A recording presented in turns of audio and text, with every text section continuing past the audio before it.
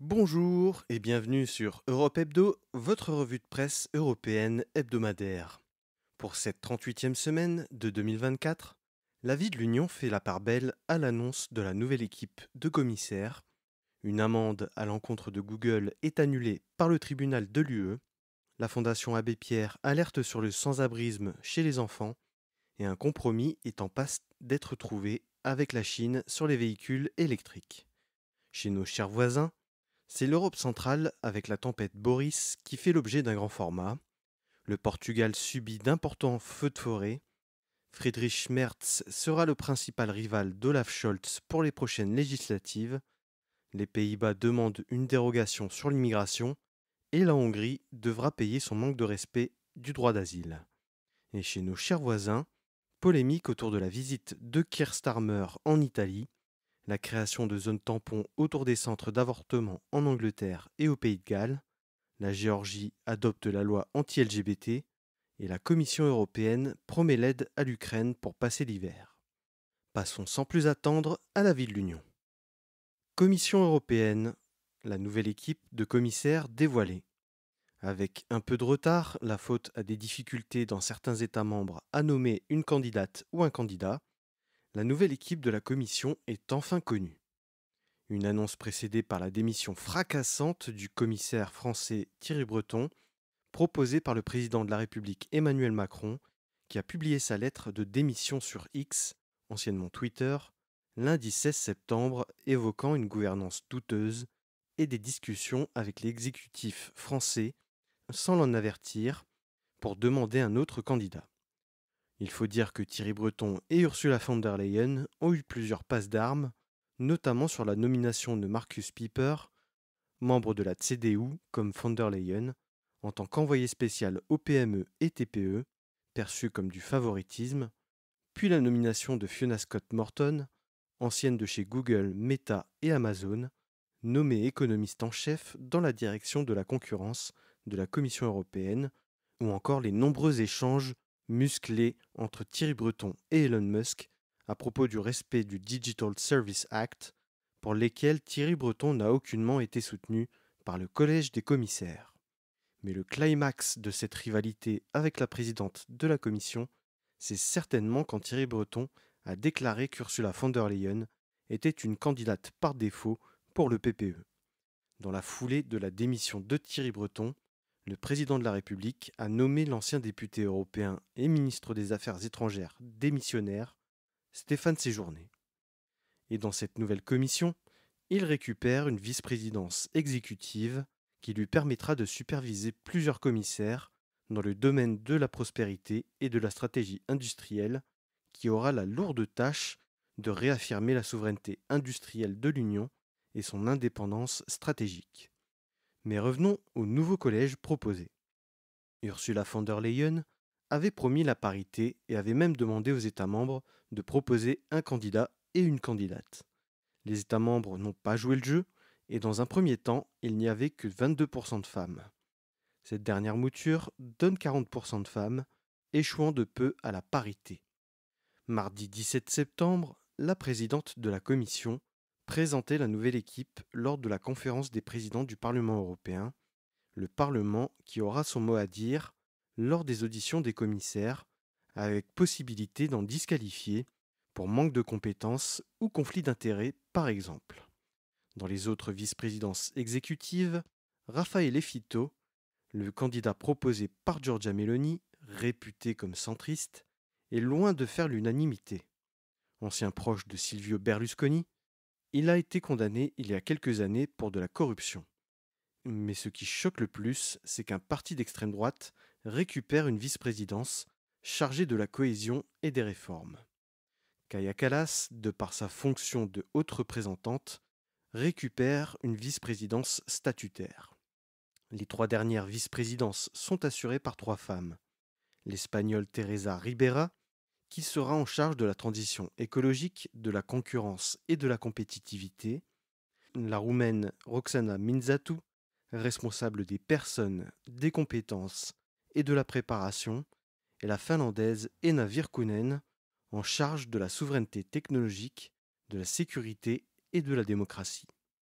Dans les promesses de campagne d'Ursula von der Leyen résidait l'idée d'un commissaire à la défense.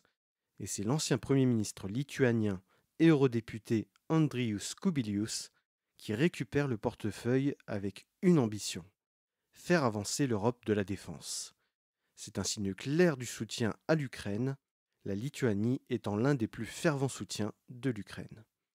La tâche s'annonce immense parce qu'il aura l'énorme responsabilité de récupérer une bonne partie du portefeuille de Thierry Breton avec la défense et l'espace. La défense reste chasse gardée des États membres, mais la guerre en Ukraine a illustré parfaitement le désinvestissement dans les équipements de défense de la part des 27. Son objectif principal sera la mise en place du programme européen d'investissement dans le domaine de la défense, qui doit permettre l'augmentation des capacités de production, de stockage et de favoriser la priorité européenne lors des achats. Il devra également assurer un meilleur soutien à l'industrie de défense et une meilleure coordination des différents acteurs du marché européen. À n'en pas douter, l'attelage avec Kaja Kallas, bien qu'elle soit responsable de la sécurité commune et donc concurrente, devrait largement lui faciliter la tâche, étant donné que les États baltes sont plutôt unanimes sur la question. Enfin, la question hongroise revient aussi sur la table avec un nouveau mandat pour Oliver Várhelyi, qui passe à la santé et au bien-être animal après un mandat passé à la tête de la politique d'élargissement de l'Union. Une rétrogradation raillée par l'opposition hongroise, puisque la santé n'est qu'une compétence de coordination, où il n'aura que peu de marge de manœuvre, symptomatique de l'isolement de Viktor Orban. Sans oublier que la Hongrie fait figure de mauvais élève sur la santé. Il subira une audition mouvementée puisque son passage à l'élargissement a démontré qu'il mettait l'agenda hongrois en priorité et qu'un de ses passages au Parlement européen a été marqué par le fait qu'il ait traité les parlementaires d'idiots, pensant son micro éteint. Ursula von der Leyen procédera donc aux entretiens individuels pour mesurer l'aptitude de ses commissaires avant leur passage en audition devant le Parlement européen. Concurrence. Le tribunal de l'Union européenne annule une amende à l'encontre de Google. En 2019, la Commission européenne avait infligé une amende d'1,5 milliard d'euros à Google pour sa régie publicitaire en ligne Google AdSense pour abus de position dominante. La Commission européenne accusait le géant américain d'imposer des clauses restrictives dans les contrats passés avec des sites internet, notamment d'empêcher ses concurrents de placer des encarts de pub sur ces mêmes sites. Le tribunal motive son arrêt par un manque d'appréciation de la Commission des dites clauses et de leur durée qu'elle avait qualifiée d'abusive. Une plainte d'un client avait été déposée en 2010. En 2016, la Commission avait lancé les investigations et a pu caractériser l'infraction de 2006 à 2016. C'est aussi en 2016 que Google avait supprimé certaines clauses pour se confirmer au droit européen. Un jugement qui va à contre-courant du jugement de la semaine dernière concernant Google Shopping, mais le dossier pourrait bien continuer son chemin vers la Cour de justice de l'Union européenne, plus haute instance juridique de l'Union, si la Commission fait appel. Le bras de fer entre l'Union européenne et les GAFAM est loin d'être terminé. Social, la Fondation Abbé Pierre alerte sur le sans-abrisme chez les enfants. Jeudi 19 septembre, la Fondation Abbé Pierre et son organisation parapluie européenne, la Fédération européenne des organisations nationales travaillant avec les sans-abri, ont rendu public leur rapport annuel intitulé Regard sur le mal-logement. Le constat est terrible.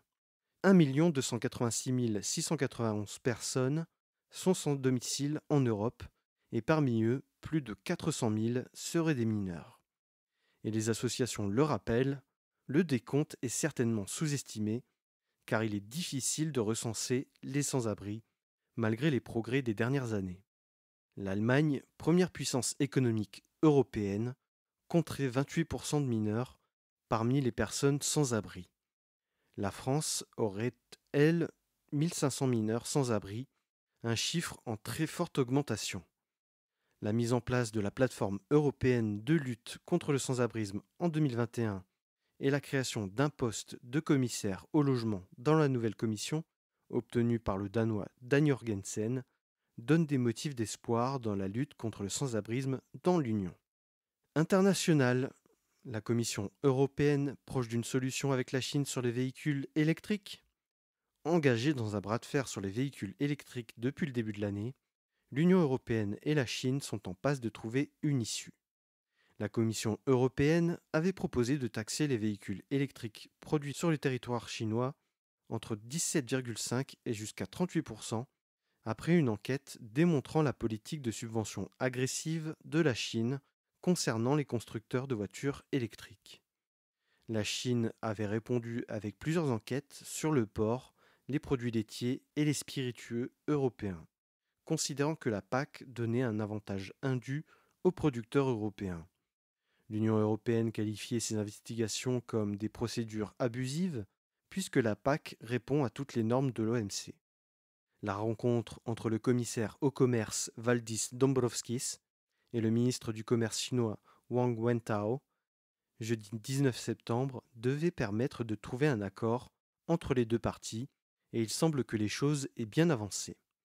L'option qui a les faveurs des deux parties serait de fixer un prix plancher qui permettrait de rééquilibrer la concurrence et éviter les droits de douane.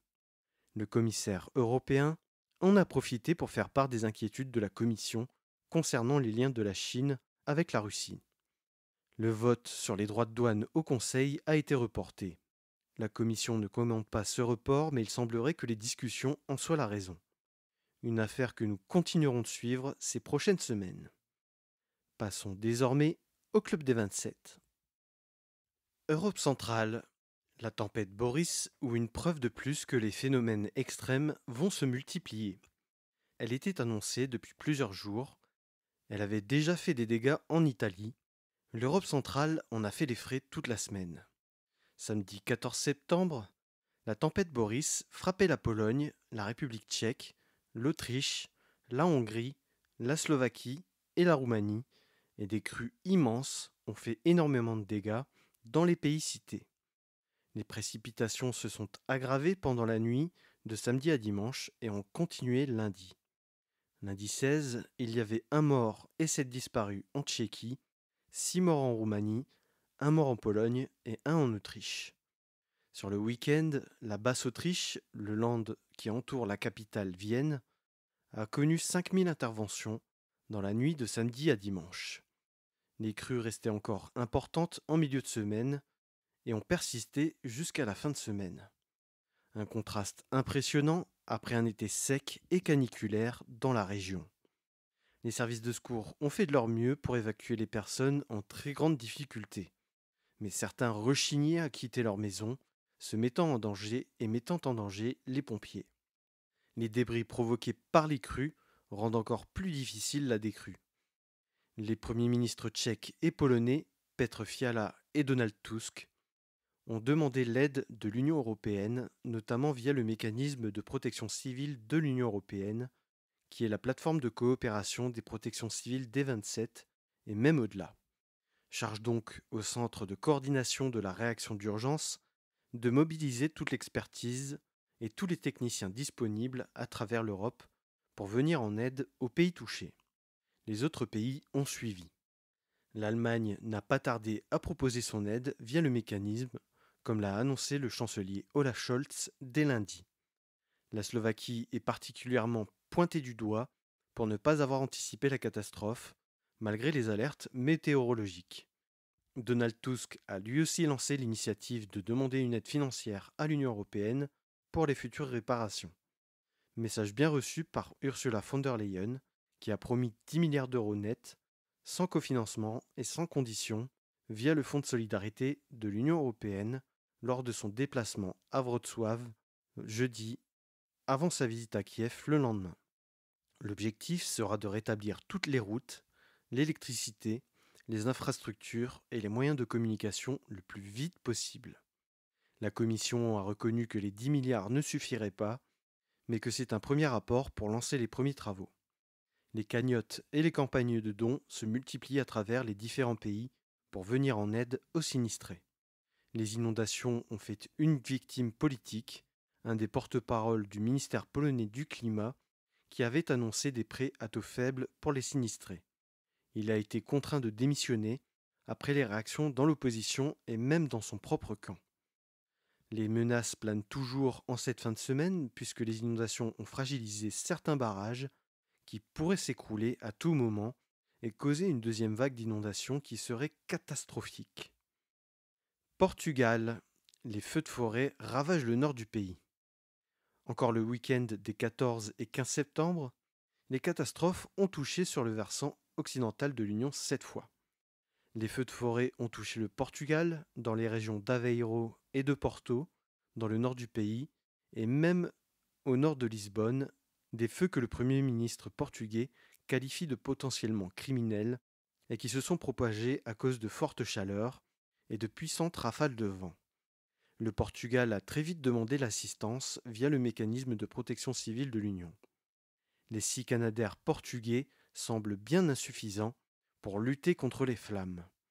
Des écoles ont été réquisitionnées pour héberger des sinistrés. Ce mercredi encore, une quarantaine de feux étaient en cours dans la région d'Aveiro. Le débat politique s'est emparé de la question. La gestion des forêts et des zones rurales sont mises en cause. L'état de catastrophe naturelle a été décrété mardi. La multiplication des foyers éveille les soupçons de feux criminels. Les pompiers semblaient bien démunis dans certaines zones, laissant leurs concitoyens sur le bas-côté en essayant de fixer le feu dans des zones prioritaires à risque, la faute au manque de moyens. Le gouvernement a annoncé multiplier par 10 le budget alloué à la prévention des incendies et doublé le budget consacré à la lutte contre les incendies. Le pays avait pourtant pris des mesures après les importants incendies de 2017, comme mélanger les essences d'arbres pour éviter la propagation trop rapide des feux de forêt. Mais ces mesures ont pris du retard, en plus du manque de moyens sur la gestion des forêts. D'après l'Agence pour la gestion intégrale des feux, 53% de l'objectif de gestion des espaces ruraux a été atteint. Beaucoup a été fait, mais il reste encore la moitié du chemin à faire. Il reste énormément de monocultures de pins et d'eucalyptus, des essences d'arbres très inflammables.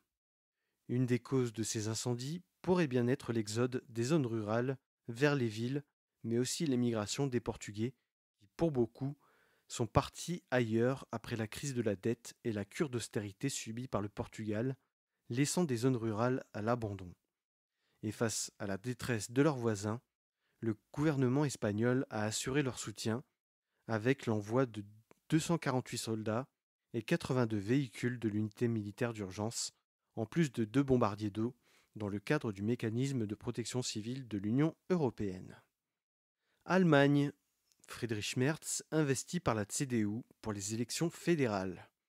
C'est loin d'être une surprise, mais l'annonce devait être faite après les élections régionales dans le Land de Brandenburg ce week-end. Le chef du groupe parlementaire de l'Union chrétienne démocrate et président du parti sera donc la tête de liste fédérale du Parti conservateur allemand, comme l'a annoncé son parti le mardi 17 septembre.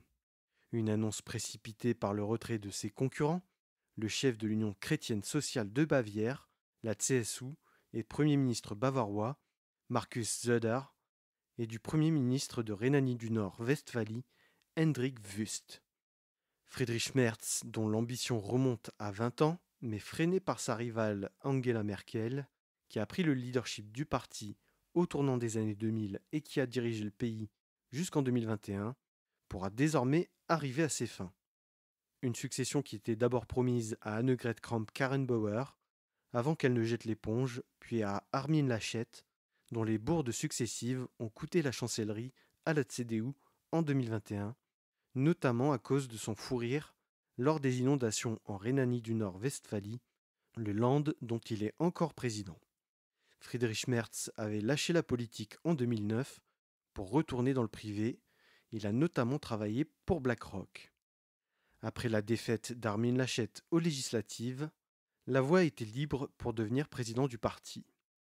Friedrich Merz fait table rase de l'héritage d'Angela Merkel en prenant un tournant très conservateur, pour ne pas dire réactionnaire. Il est très prolixe sur l'immigration, allant jusqu'à dire que l'accueil à bras ouverts d'Angela Merkel était terminé. il attaque régulièrement le chancelier Scholz sur l'immigration en prônant le refoulement automatique des immigrés clandestins. Perçu comme austère, élitiste et peu avenant, il a aussi la réputation d'être un peu déconnecté, lui qui n'a jamais eu de mandats locaux. Il avait fait scandale en se rendant au mariage de l'actuel ministre des Finances, Christian Lindner, en jet privé. La CDU dépasse les 3 partis de la coalition gouvernementale réunie d'après les sondages, mais sa tendance à se rapprocher du discours d'extrême droite pourrait ouvrir le champ au centre, un champ qu'a déjà convoité le SPD sous Schröder, mais qui lui coûte aujourd'hui des points auprès de sa base. Il devra aussi se méfier de Markus Söder, insaisissable politique et toujours très populiste. Pays-Bas, le gouvernement demande un opt-out sur l'immigration. C'était un des piliers de la campagne de Geert Wilders. Le ministre-président Dick Schoof a formalisé la demande. Les Pays-Bas ont émis la requête d'une dérogation sur la politique migratoire et d'asile européenne. Après les mesures dévoilées par le ministre-président Dick Schoof, comme l'expulsion directe des sans-papiers, le durcissement du regroupement familial, la suppression des permis de séjour permanents et la radiation des demandeurs d'asile s'ils ne se rendent pas à leur rendez-vous, c'est la promesse phare qui met en jeu la crédibilité du gouvernement mené politiquement par Geert Wilders, qui est mise en application. La dérogation est possible, mais elle doit passer par un vote des 26 autres pays, à l'unanimité, et ça prendra des années avant de devenir effectif. Depuis des années, les Pays-Bas se démarquent par leur manque de solidarité en Europe sur la question migratoire, renvoyant toujours la responsabilité aux pays d'entrée, déjà lors du long mandat de Mark Rutte, alors réputé beaucoup plus libéral. Mais une telle réforme met en péril la stabilité gouvernementale. Le parti centriste NSC, qui fait partie de la coalition, fait déjà savoir qu'il ne voterait aucune de ces mesures. Une déclaration qui a déclenché la colère de Geert Wilders, qui considère avoir fait assez de concessions pour former un gouvernement. Hongrie, une amende de 200 millions d'euros pour non-respect du droit d'asile. La Hongrie ne joue pas le jeu de la politique d'asile et d'immigration européenne et continue de persister. Et malgré une condamnation par la Cour de justice de l'Union européenne pour non-conformité, la Hongrie n'a pas payé dans les délais impartis. La deadline était jusqu'au 17 septembre. Ce qui est reproché à la Hongrie, c'est la fermeture de ses centres de transit, le déni de droit en empêchant les demandes d'asile, qui empêche ces personnes de rester dans le pays, et les refoule même vers leur pays de départ, au mépris du droit européen et de toutes les conventions internationales sur l'asile auxquelles la Hongrie est partie. La Commission épluche donc tous les fonds qui sont destinés à la Hongrie afin de retenir 200 millions d'euros. Après le gel des 20 milliards de fonds de relance post-Covid pour non-respect de l'état de droit, la Hongrie se prive une fois de plus d'entrées d'argent alors qu'elle fait partie des économies les plus faibles des 27.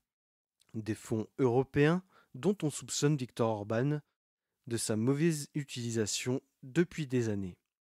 Ce qui n'empêche pas Viktor Orban de s'offusquer en prétendant avoir défendu les frontières de l'UE. Passons enfin à la rubrique Nos chers voisins. Royaume-Uni. La visite de Keir Starmer en Italie fait polémique.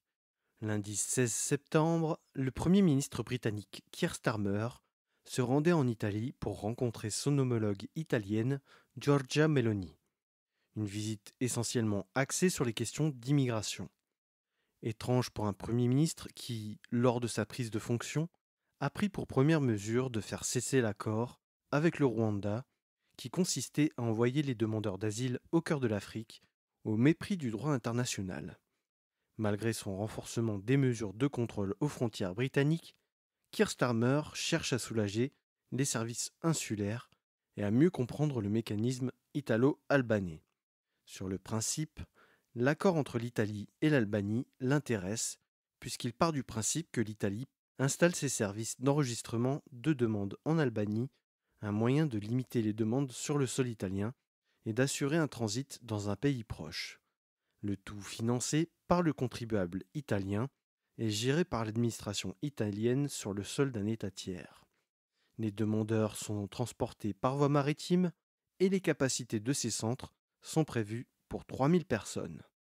Les migrants dont la demande est rejetée seront renvoyés dans leur pays d'origine, ce qui peut poser des questions quant à la conformité au droit international, étant donné les interprétations très larges qui peuvent être faites des textes. Est-ce que traiter les dossiers à la source réduira les tentatives de braver les interdits? Rien n'est moins sûr. Sans surprise, le fait qu'il montre sa connivence avec la présidente du Conseil italien a provoqué l'ire jusque dans son propre camp. La députée travailliste Kim Johnson dit regretter que le Premier ministre aille chercher des enseignements auprès d'un gouvernement néofasciste. Royaume-Uni encore, Angleterre et Pays de Galles mettent en place des zones tampons autour des centres d'avortement. En février 2024, un prédicateur chrétien avait été condamné pour avoir manifesté devant une clinique de Londres pratiquant des avortements. Sur sa pancarte était inscrit un psaume de la Bible. Le conseil local avait mis en place une zone tampon, certainement alertée par la multiplication aux États-Unis d'intimidation de la part de la communauté évangéliste à l'égard de femmes enceintes autour des cliniques pour avortement. Cette zone tampon interdisait toute manifestation destinée à influencer les femmes enceintes. Une décision qui a permis au tribunal de statuer sur la culpabilité du prévenu, condamné à une amende de 2426 livres sterling, autour de 2900 €, de frais de justice et des mesures de contrôle pendant 1 an. Cette affaire avait déclenché une campagne pour demander l'élargissement de la mesure au niveau national. Une loi avait été votée en 2023, mais le gouvernement conservateur en avait retardé l'application. Il reviendra au procureur général de définir ce qui sera interdit ou toléré dans ces zones tampons. Les condamnations relèveront du régime d'amende. Géorgie, la loi anti-LGBT adoptée. C'était redouté. Cette semaine, mardi 17 septembre, le Parlement géorgien passait en troisième et dernière lecture la loi, je cite, sur les valeurs familiales et la protection des mineurs. Une loi ouvertement anti-LGBT qui définit le mariage comme étant uniquement entre un homme et une femme, réduit l'adoption aux couples hétérosexuels ou impose la très floue interdiction de propagande LGBT qui pourrait bien s'apparenter à ce qui se fait en Russie, qui criminalise le fait de se tenir la main ou de s'embrasser en public pour un couple de même sexe.